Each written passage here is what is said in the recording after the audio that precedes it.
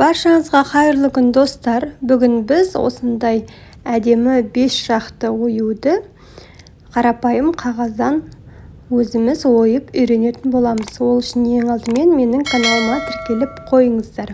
Бізге қажетті заттар осындай дәптердің 2 парағы, ручка, қайшы қажет болады.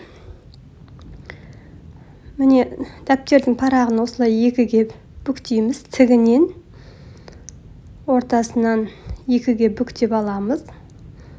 Осылай сызық түсіріп аламыз.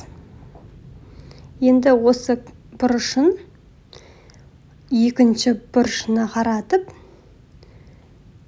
осылай видеода көрсетілгендей етіп, бұрышына жақындатпай, тағы да сызық түсіріп аламыз. Осы оң жақ артық тұрған бұрышын осылай бүктейтін боламыз. Және осы жағында артық тұрғанды керісінше теріс қаратып, артқы жағына бүктейтін боламыз. Сол кезде бізде осындай 3 бұрыш шығады. Енді осы жердегі парақтың аяқталған шетінен қайшымен қиып тастайтын боламыз. Осылай қайшымен қиып тастаймыз. Міне қиып алдық, сол кезде бізде осындай 3 бұрыш шығатын болады.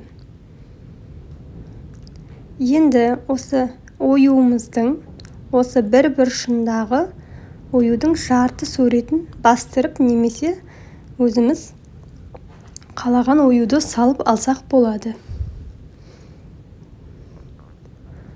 Міне осылай мен жартысын бастырып алдым. Енді барлығын жақсылап қиып шығатын боламыз. Дәл соның артына да бастыра берсеңіз болады. Енді жақсылап қайшымен қиып шығатын боламыз. Міне сіздерге қиған видеомды көрсетейін. Осылай ручкамен белгіленген жерлерінің барлығын өткір қайшымен жақсылап қиып шығатын боламыз. Қағаз қозғалып кетпеу керек. Міне осындай ою қиылды, енді ашатын боламыз.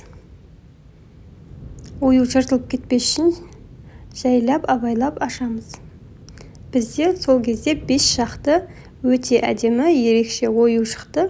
Осыны енді кез келген затыңызға, көрпешеге, жастыққа, матаға бастырып пайдалансаңыз болады. Назарларыңызға көп рахмет. Видеом ұнаса, лайк басып, комментарий жазып, тіркеліп қоюды ұмытпаймыз.